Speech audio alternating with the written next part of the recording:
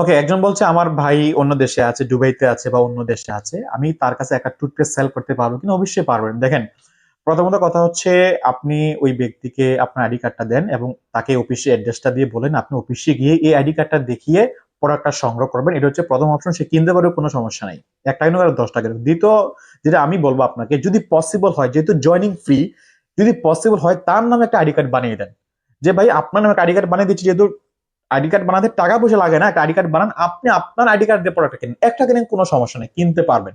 কারণ হচ্ছে আমরা ইতিমধ্যে দেখেছি অনেক লোভী লিডার আছে যারা অফিসে গেলে নয়েসে তাকে বোঝায় যে ভাই আমি এখানে আছি, আপনাকে সাপোর্ট দিব, বা আপনি আমার টিমে জয়েন করেন, বা আমার আইডি দিয়ে প্রোডাক্ট কিনেন, এমন নয়েসে বোঝানোর কারণে কি হয়, আমাদের অনেক লোকসান হয়ে যায়। কারণ এত কষ্ট করে একটা ব্যক্তিকে কনভিন্স করি, পরে অন্য একটা ব্যক্তি যদি নিয়ে যায়, এটা দুঃখের বিষয়। সো এই জন্য চেষ্টা করবেন, যদি পসিবল হয় কার্ড বানিয়ে দেন, অন্যথায় আর আপনি যদি আগে ফোন কলে কথা বলার মাধ্যমে অবশ্যই দিতে পারেন, তাহলে আপনার কার্ড দিয়ে দেন, কোনো সমস্যা নেই।